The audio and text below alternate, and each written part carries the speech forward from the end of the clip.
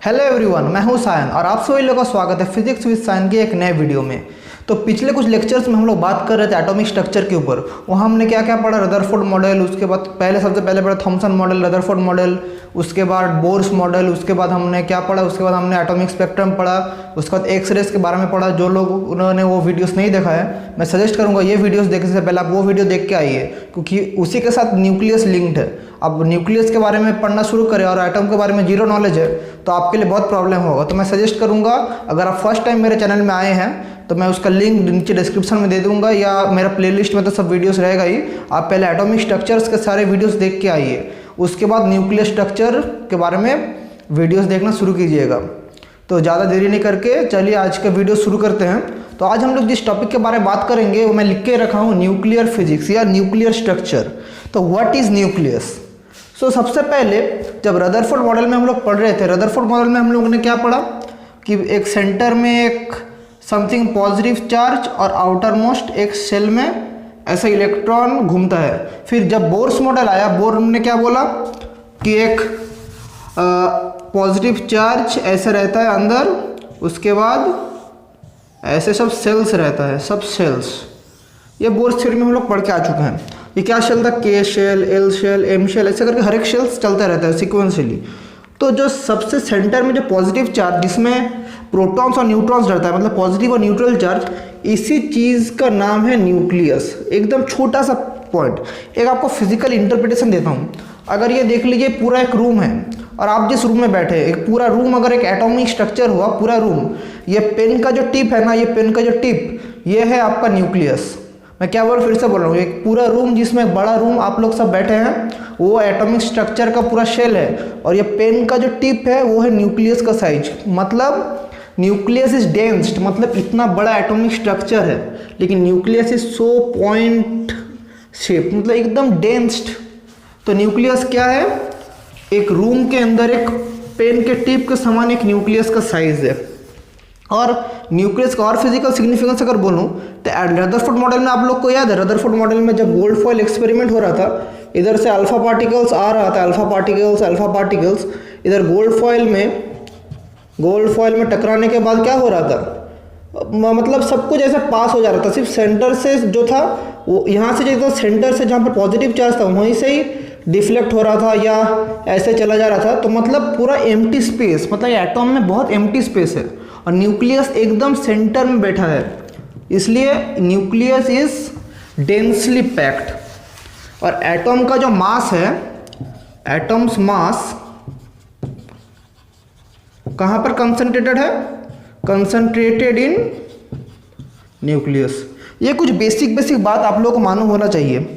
Atom का जो मास है वो कहाँ पर कंसंट्रेटेड रहेगा, न्यूक्लियस के अंदर कंसंट्रेटेड रहेगा। ये कुछ बेसिक प्रॉपर्टी है। उसके बाद आज हम लोग पढ़ेंगे न्यूक्लियस के डेंसिटी के बारे में, न्यूक्लियस के मास के बारे में, सब कुछ हम लोग देखेंगे, स्टेप बाय स्टेप जाएंगे। बहुत मजा आएगा, वीडियो एंड तक देखिए, आपका बहुत मजा आएगा और न्यूक्लियस के बारे में आप लोगों का बहुत धारणा चेंज होगा। आप लोग जो न्यूक्लियस को सोच रहे थे और भी क्लियरली आप लोग न्यूक्लियस को देख पाएंगे। बहुत मजा आएगा इस वीडियो में, तो आगे बनिए रहिए। तो सबसे पहले हम लोग एक एटॉमिक स्ट्रक्चर में जब रदरफोर्ड मॉडल पढ़ा रहे थे, हम लोग क्या पढ़े थे, डिस्टेंस ऑफ क्लोजेस्ट अप्रोच।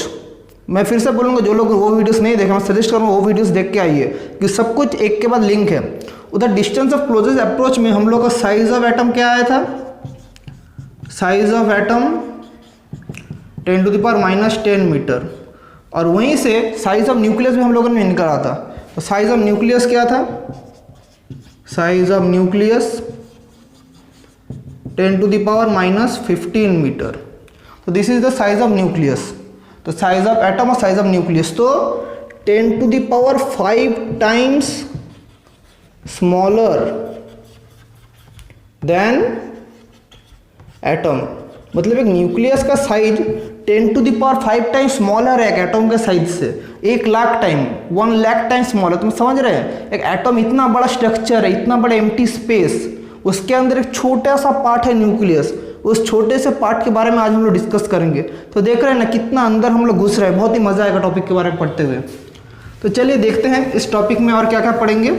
तो सबसे पहले एक चीज़ नोट करके रखिए, entire mass of atom is concentrated in nucleus. ये लाइन इंपॉर्टेंट लाइन है, इसको नोट डाउन करके रख दीजिए। Entire mass of atom is concentrated is nucleus, क्योंकि न्यूक्लियस ही एक डेंसली पैक्ड स्टेट है। तो न्यूक्लियस किस चीज से कंसिस्ट है? Nucleus is consisted of mainly of proton and neutron. अब जो उन लोगों ने थोड़ा एडवांस पढ़ के आए वो लोग बोलेगा सिर्फ न्यूट्रॉन प्रोटॉन, इसके अंदर भी बहुत कुछ है, क्वार्क, एंटी क्वार्क, उसका बहुत कुछ है न्यूक्लियस, वो मैं नहीं जा रहा हूँ। जो आप लोगों को बेसिक नॉलेज चाहिए उसके बारे में बोल रहा हूँ। न्यूक्लियस के अंदर मेन दो है, प्रोटॉन और न्यूट्रॉन। इसके बाद एलिमेंट्री पार्टिकल्स बहुत है इसके अंदर, अगर हम लोग जाएँ म्यून है, पियोन है, क्वार्क, एंटी क्वार्क, और उस सब के बारे में बाद में एक वीडियो बताऊंगा, क्योंकि वो आप लोग को सिलेबस में नहीं है। जो सिलेबस में है प्रोटॉन, न्यूट्रॉन। प्रोटॉन क्या है? Positively charge. ये क्या है? न्यूट्रल। इसका चार्ज क्या है? 1.6 इंटू 10⁻⁻19 कूलम। क्या है? Plus charge, positive. और इसका तो चार्ज क्या है? 0, न्यूट्रल। इन दोनों का मास भी लगभग सेम ही है, 1.67 इंटू 10⁻27 kg, और ये भी 1.67 इंटू 10⁻27 kg। बहुत लिटिल डिफरेंस है दोनों के मास के अंदर, बहुत ही लिटिल डिफरेंस है। इसलिए ओवरऑल जब आप लोग मैथमेटिकल प्रॉब्लम्स करेंगे तो दोनों का मास सेम ही पकड़ के चलिएगा। इसके बाद कुछ बेसिक प्रॉपर्टी हम लोग को जानना पड़ेगा। हम लोग कुछ बेसिक प्रॉपर्टी न्यूक्लियस के थ्रू जानना पड़ेगा। What is atomic number and what is mass number. सबसे पहले what is mass number, and this is represented by A. This is represented by A. So mass number is sum of neutrons plus sum of protons। मतलब एक nucleus में total number of protons और neutrons को ही बोलते हैं mass number. मतलब total number of nucleons, यानी एक न्यूक्लियस के अंदर टोटल नंबर ऑफ न्यूक्लियॉन्स मतलब प्रोटॉन्स और न्यूट्रॉन्स को एक साथ न्यूक्लियॉन्स बोलते हैं। तो एक एटम में, एक न्यूक्लियस में कितना अमाउंट ऑफ न्यूट्रॉन्स और प्रोटॉन्स है उसका समेशन जो होगा वही होगा मास नंबर। और एटॉमिक नंबर क्या है?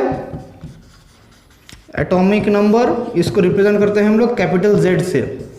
यह है number of protons in that nucleus. एक न्यूक्लियस में कितना प्रोटॉन है उसको बोलते हैं हम लोग एटॉमिक नंबर। तो इसको हम लोग कैसे लिखते हैं? हम लोग जो एक अगर एटम रहा तो उसको हम लोग रिप्रेजेंट करेंगे ऐसे AXZ। यहाँ पर होगा मास नंबर, यहाँ पर होगा atomic number. As for example हम लोग क्या लिख सकते हैं? 40 Ca20 कैल्शियम।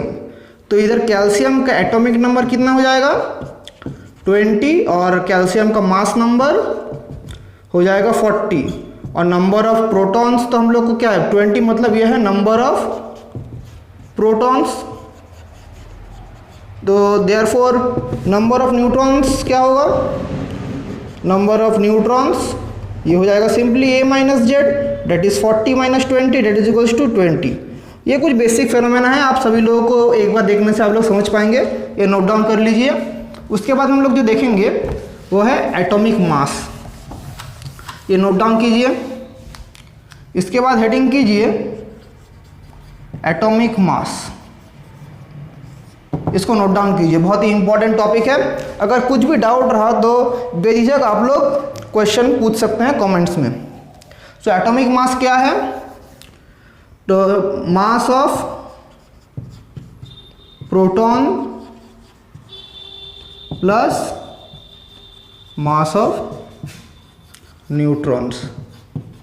मतलब एक न्यूक्लियस में जितना प्रोटॉन्स और न्यूट्रॉन्स रहेगा उस दोनों के मास के समेशन को ही एटॉमिक मास बोलते हैं। तो इसको हम निकालेंगे कैसे?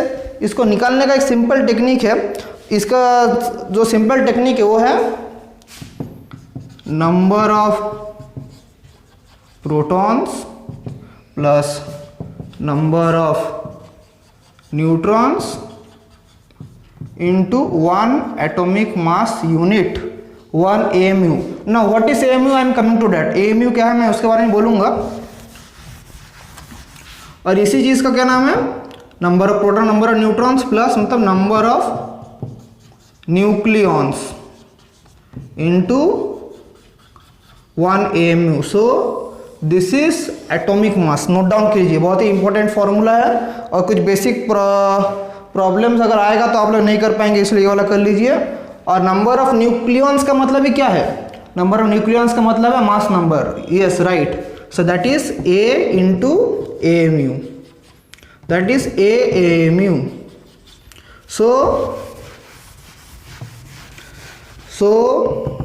atomic mass equals to atomic number into AMU। ये फॉर्मूला नोट डाउन कर लीजिए, बहुत ही इंपॉर्टेंट फॉर्मूला है। और 1 AMU equals to 1.67 into 10⁻⁻27 kg, that is mass of neutron और mass of proton is 1 AMU। 1.67 10⁻⁻27 kg, इसको नोट डाउन कर लीजिए। इसके बाद जो नेक्स्ट टॉपिक आप लोग देखेंगे वो है एक क्लासिफिकेशन ऑफ न्यूक्लियाई। अभी देखेंगे न्यूक्लियाई को, एक न्यूक्लियस को कितने टाइप से क्लासिफाइड किया जा सकता है, उसका देखेंगे। नोट डाउन हो गया, मैं मिटा रहा हूँ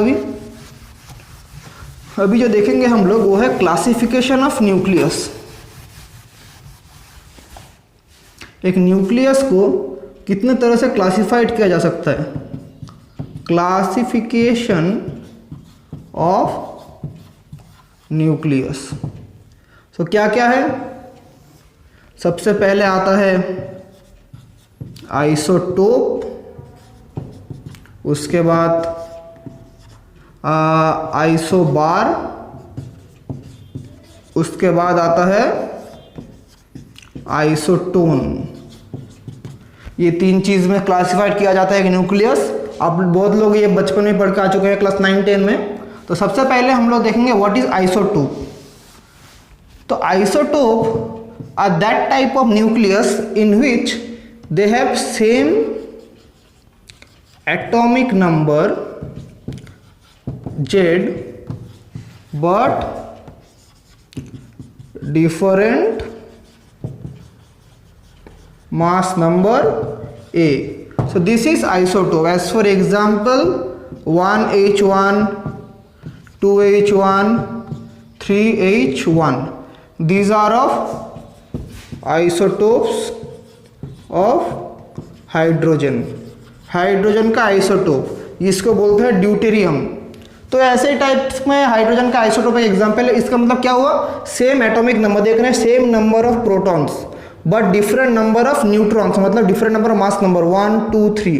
इसका मतलब है P सबका सेम है, क्या डिफरेंट है, N डिफरेंट, मतलब प्रोटॉन नंबर सेम है, प्रोटॉन नंबर, लेकिन क्या डिफरेंट है, नंबर ऑफ न्यूट्रॉन्स। इसको नोट डाउन कीजिए आइसोटोप। इसके बाद हम लोग देखेंगे आइसोबार, आइसोटोप नोट कीजिए। इसके बाद हम लोग देखेंगे आइसोबार। तो आइसोबार आइसोटोप का ही रिवर्स है, मतलब अब थोड़ा सा अगर नाम के बारे में देख लेंगे तो उसी से सब कुछ आ जाएगा। तो नंबर 2 दैट इज आइसोबार, तो जिसमें सेम मास नंबर, इधर A सेम होगा but different atomic number Z। तो इसका मतलब क्या है, जिसमें मास नंबर मतलब सम ऑफ प्रोटॉन्स और neutrons are same but number of protons are different, that is isobar. मतलब एक आइसोबार एक ऐसा चीज है जिसमें प्रोटॉन और न्यूट्रॉन सेम रहता है लेकिन प्रोटॉन्स डिफरेंट रहता है। Summation of protons and neutron same but number of protons differs from atom to atom. As for example 14C6 and 14N7। तो इधर A is same but Z different. आप लोग देख रहे हैं mass number same but atomic number different. इसका number of carbon में, इसमें नंबर ऑफ न्यूट्रॉन्स कितना है, न्यूट्रॉन नंबर है 6, 14 - 6 8। इसमें न्यूट्रॉन नंबर कितना है न्यूट्रॉन नंबर है 7 इसलिए, और देखिए 8 6 14 हो रहा है, 7 7 14 इसलिए आइसोबार में मास नंबर सेम होगा लेकिन एटॉमिक नंबर डिफरेंट होगा, और न्यूट्रॉन नंबर भी डिफरेंट हो रहा है, आप लोग देख ही सकते हैं, number of neutrons, number of neutrons. इसके बाद लास्ट जो था वो था आइसोटोन, वो भी देख लेते हैं। आइसोटोन क्या है?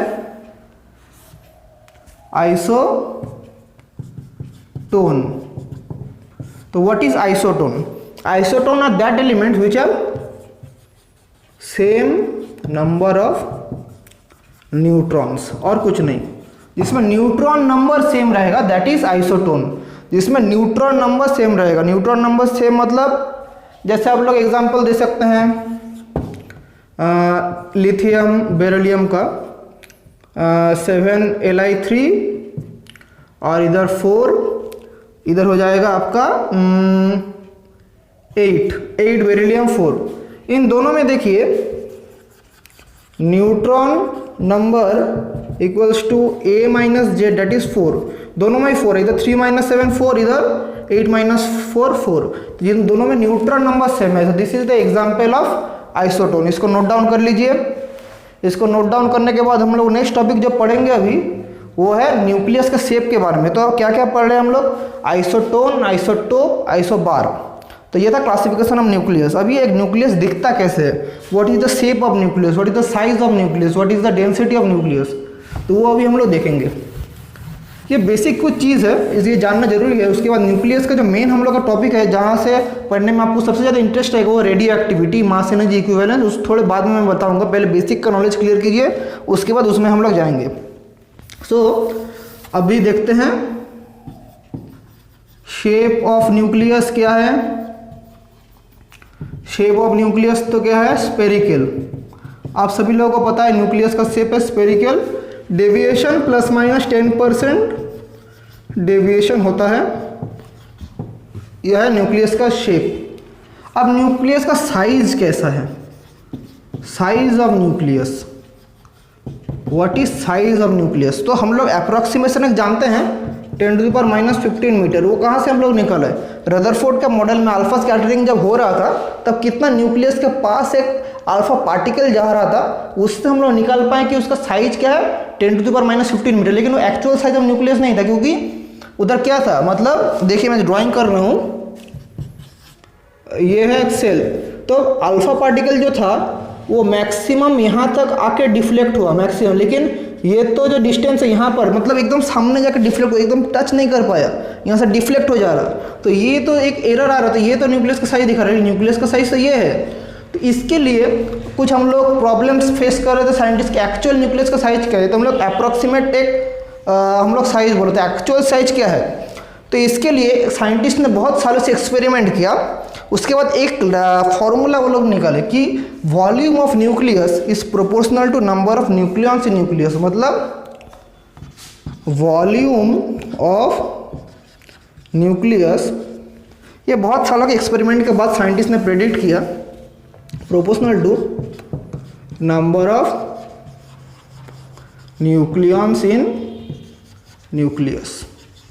मतलब V proportional to A mass number. जितना वॉल्यूम होगा एक न्यूक्लियस का, वो किसके प्रोपोर्शनल होगा?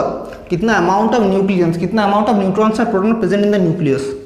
इसको अगर हम लोग सॉल्व करें तो क्या आएगा, देखिए V प्रोपोर्शनल टू A और 4/3 पाई आर क्यूब और 4/3 pi R cube proportional to A और R cube proportional to A, क्योंकि 4/3 पाई क्या है? कांस्टेंट।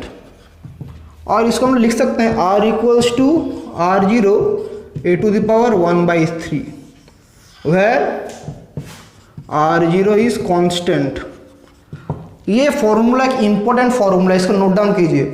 R0 का भी एक पर्टिकुलर वैल्यू है, वो भी हम लोग नोट डाउन करेंगे। और R0 का वैल्यू क्या है?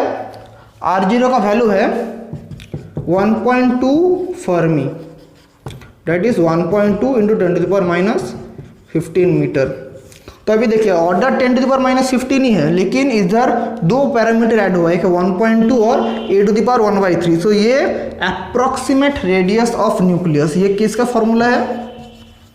रेडियस ऑफ न्यूक्लियस, ये फॉर्मूला नोट डाउन कीजिए।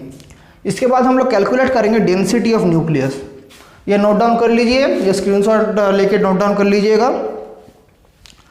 अभी हम लोग निकालते हैं डेंसिटी ऑफ न्यूक्लियस। अभी हम लोग क्या निकालेंगे? Density of nucleus. So density हम लोग क्या जानते हैं? Density of nucleus equals to mass of nucleus divided by volume of nucleus, that is mass of nucleus क्या है? A into A mu. थोड़ी देर पहले मैं बोल के आ चुका हूँ what is mass number, what is mass of nucleus, what is atomic mass, so that is mass of nucleus A mu. और वॉल्यूम ऑफ न्यूक्लियस क्या है? V, that is A mu का मतलब क्या है? 1 AMU equals to 1.67 into 10⁻⁻27 kg, 67 into 10⁻⁻27 kg। V का मतलब क्या है? 4/3 pi R cube, that is A into 1.67 10⁻⁻27, unit last में लिखेंगे हम लोग जब कैलकुलेशन हो जाएगा। 4/3 पाई, वे आर क्या है? Are equals to R0 A⁻⁻1/3, इसको हम ये भी लिख सकते हैं 1.2 10⁻⁻15 A⁻⁻1/3, ये भी हो जाएगा आर का वैल्यू। तो इधर हम लोग क्या लिखेंगे? इंटू 1.2 10⁻⁻15 इंटू A⁻⁻1/3, इसका क्या हो जाएगा? होल क्यूब, क्योंकि इधर क्या था? आर क्यूब, मतलब A into 1.67 10⁻⁻27 by 4/3 pi 1.2 10⁻⁻15 whole cube A, इधर A कट जाएगा तो इधर कांस्टेंट एक वैल्यू आएगा। इसका कैलकुलेशन मैंने पहले से करके रख चुका हूँ, आप लोग कैलकुलेटर में ये वाला करके देखिएगा। इसका जो वैल्यू आएगा वो है 2 इंटू 10⁻17, मतलब nearly equal to 2 into 10⁻17 kg/m³। ये फिक्स्ड वैल्यू है, न्यूक्लियस का density fixed, that is 2 into 10⁻17 kg/m³। मतलब एक न्यूक्लियस, जो भी न्यूक्लियस होगा, जिसी भी टाइप का न्यूक्लियस, उसका डेंसिटी क्या होगा? 2 इंटू 10⁻17 kg/m³। सो इधर हम लोग क्या लिखते हैं? Density of nucleus that is 2 into 10⁻17 kg/m³। इसको नोट डाउन कर लीजिए, this is density of nucleus को नोट डाउन कर लीजिए। फिर मैं इसको मिटा के नेक्स्ट टॉपिक शुरू करूंगा जो कि है न्यूक्लियर स्पिन। तो न्यूक्लियर स्पिन शुरू करते हैं। तो न्यूक्लियर स्पिन के बारे में पढ़ने से पहले, न्यूक्लियर स्पिन बहुत एक वास्ट टॉपिक है, ज़्यादा हम लोग आप लोग का क्लास 12 को सिलेबस में ज़्यादा कुछ है नहीं। न्यूक्लियर जो स्पिन है उसके बारे में, ऑर्बिटल स्पिन, मैं कुछ थोड़ा सा टॉपिक बता के उसके बाद नेक्स्ट टॉपिक में जाऊँगा, ज़्यादा कुछ इसके बारे में बोलूँगा नहीं। न्यूक्लियर स्पिन, तो न्यूक्लियर स्पिन क्या है? न्यूक्लियर स्पिन है एक न्यूक्लियस जब रहता है वो स्पिन करता है अपने एक्सिस में।